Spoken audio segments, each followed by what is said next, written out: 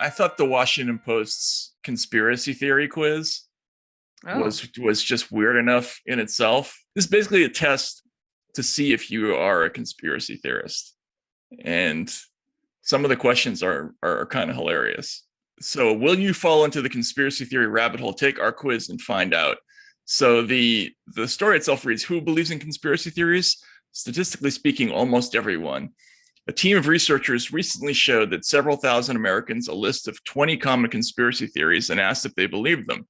These included false conspiracies about the JFK assassination, 5G cellular wireless technology, Barack Obama's birth certificate, COVID-19, and climate change.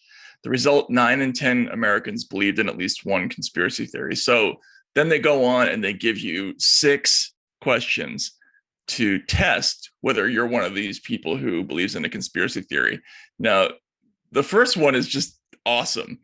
Let's get started. Which of the statements below is true?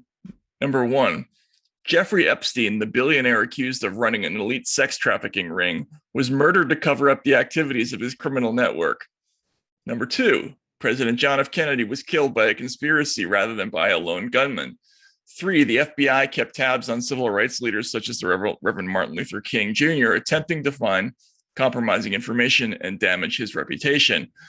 4, regardless who is officially in charge of the government and other organizations, there's a single group of people who secretly control events and rule the world together. Now, using 3. So I think 1 is true too. Yeah, exactly. So and 2. Maybe 2, right? Maybe. Yeah. So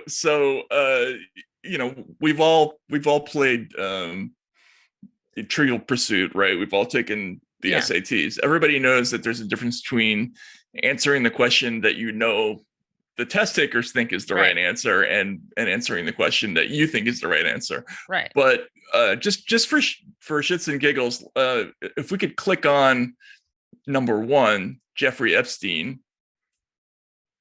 Wrong. So okay, and then they tell you, of course, that the answer is the MLK thing. But the answer is wrong. New York City's chief medical examiner concluded that Epstein killed himself, and there's little credible evidence of an alternative explanations. Still, half of Americans think there's more to the story. The other conspiracy theories are popular too. 4 in 10 Americans believe in a conspiracy theory about JFK's death. Now, I'm sorry, the Epstein thing.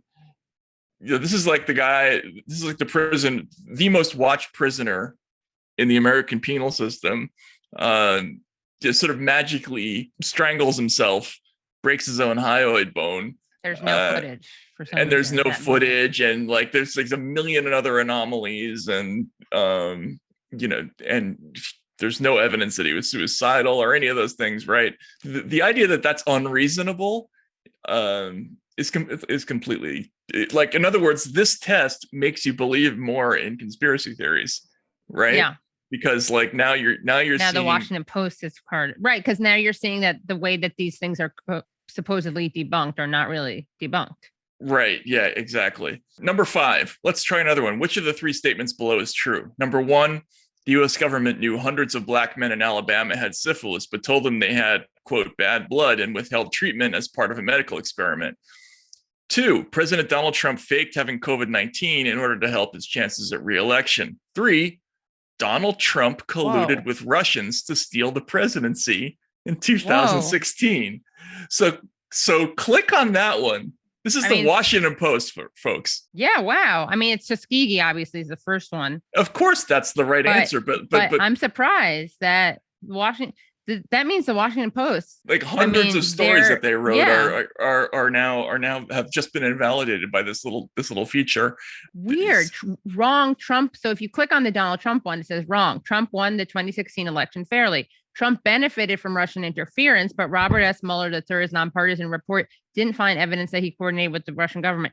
Take that, Michael Isikoff / every writer at. I mean, I just bring him up because we released a debate between him and Aaron Mate for our Substack only episode this week, where they really kind of went at it while trying to not go at it. It was kind of funny.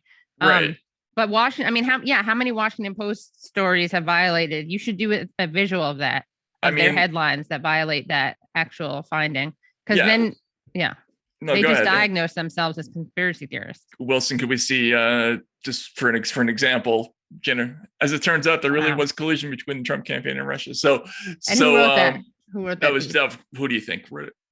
Jennifer Rubin, was it? Right, of course. Yeah, of course. Right turn. So Jennifer Rubin, you are a conspiracy theorist. Hello, thank you so much for listening to and watching Useful Idiots. For full episodes and extended interviews, please subscribe at usefulidiots.substack.com. You can subscribe on YouTube at youtube.com/usefulidiots for clips, live streams, and full episodes. Also, subscribe to us wherever you find your podcast. Follow us on Twitter at UsefulIdiotPod and use the hashtag UsefulIdiotsPod. Join us Mondays at 10 a.m. for the Useful Idiots Monday Morning Show, where we discuss the Sunday morning news shows so you don't have to watch them.